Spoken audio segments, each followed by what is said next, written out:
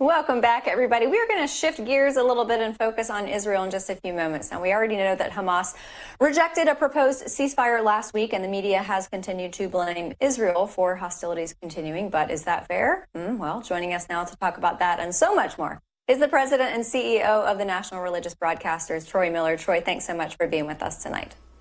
Oh, thanks for having me, guys.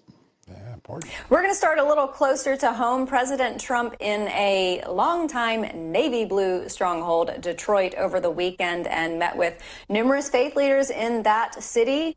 A lot of black faith leaders who are saying, you know what, we have relied on Democrats for a while to have our backs, and it just doesn't feel like that has happened for a very long time. So they are taking a serious look at President Trump. The reception seemed quite warm, didn't it?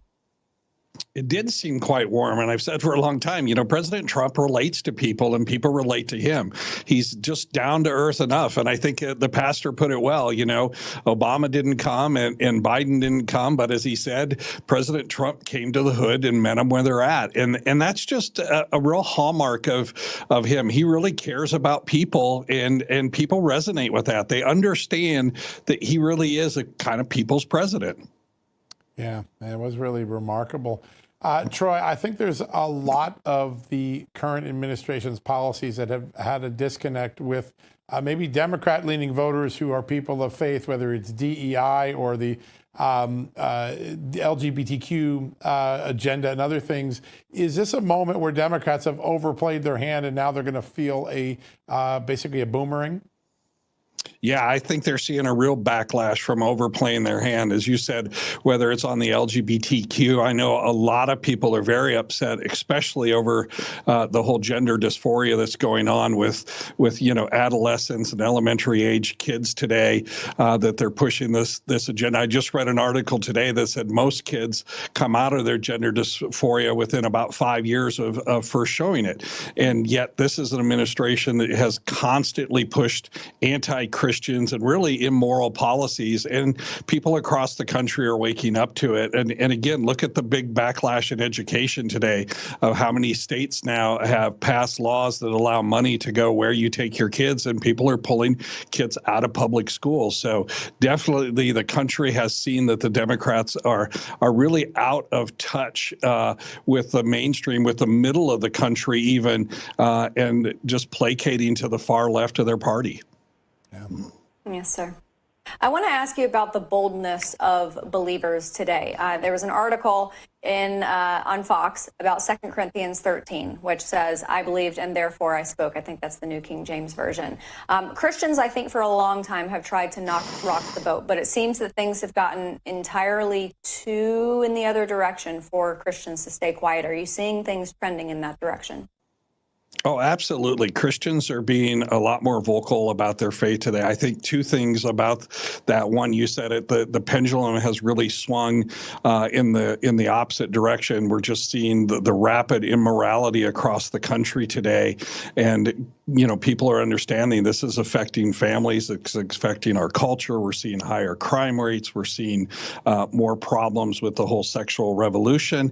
And the other thing I think Christians are speaking out more boldly about is because they're being pushed in the corner and tried to be silenced. We deal with on a daily basis of our members who are censored on almost all of the major social media platforms. Thank goodness for Elon Musk and X. X is about the only one that you can talk on today. But even there's issues with certain kind of Christian messages that go across. And that's made people talk about their faith. And look, the only answer to what's going on in society today is the hope of Jesus Christ. And that's the message Christianity brings.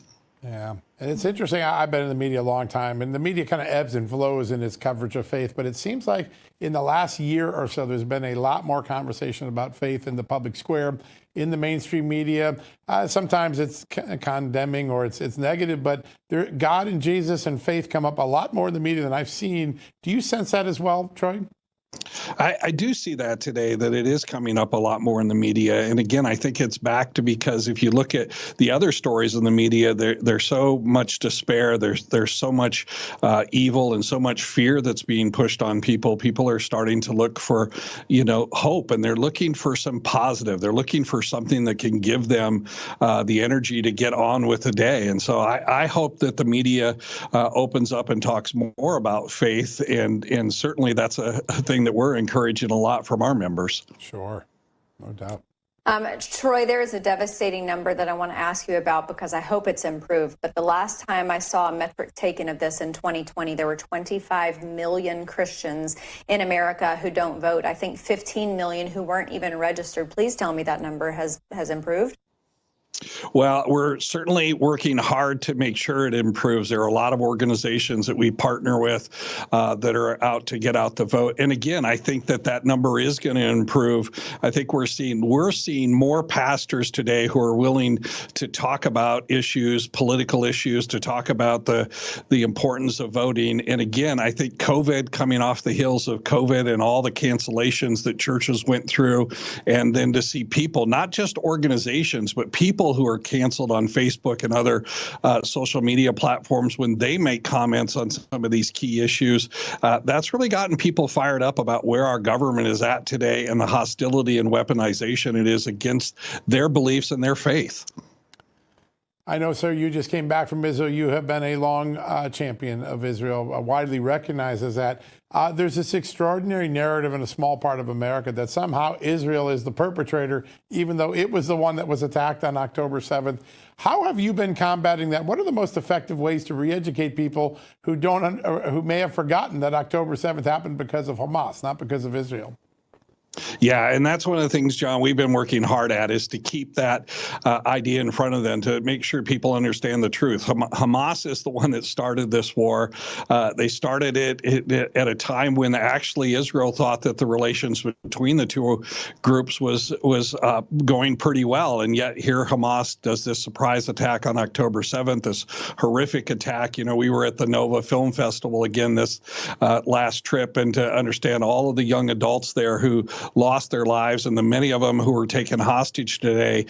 We have to get that message out. We continue to get that message out. The other thing that we have to understand is all the propaganda that's coming out of our own government that's talking about what's going on within Gaza. These last 4 hostages that were rescued, 2 of those hostages were in civilian homes.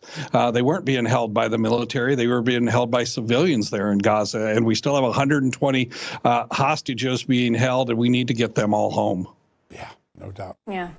It gives you a little hint about the attitude of people who aren't officially Hamas. Troy, tell us a little bit about the relationship between Christians and Jews in America. It seems like what we have seen since last October has been a real coming together for both faiths. A real strengthening of both faiths. Look, I've been to Israel twice now in the last 6 months, and both times, met with folks from various parties there, and met with a lot of folks from the left and the progressive side. And I think the one thing that Israel is understanding, and Jewish people are understanding, with all the anti-Semitism that's going on the college campus today and the marches there, that the one people who are standing next to them and unconditionally standing next to our Jewish brothers and sisters are the Christians, or evangelical Christians. And that is what I heard over and over on this trip again. Many of them, especially on the left, the secular Jewish community leaned pretty far progressive, and they were very open on LGBTQ issues and abortion issues, a lot of issues that we sort of would find ourselves on opposite side. Yet it's the Christians who are coming to Israel. It's Christians who are praying for them. It's Christians who are sending equipment and support and aid to Israel. And it's Christians who are really standing up as a voice. And that's not gotten lost in the Jewish community today. Just before I left, one of the Jewish leading rabbis there told me, he goes, I never thought that it would be Christians who would be standing arm in arm supporting us in Israel. And so we're really working hard on that kind of solidarity and that support. Yeah, very important. Yeah. Our faiths are grafted together, and there's no getting around that biblically. CEO of National Religious Broadcasters, Troy Miller, thank you so much for joining us on these issues. I have a feeling that this is going to be a topic of conversation heading into the election, so we're going to have to get some more updates from you. Absolutely. Thank you.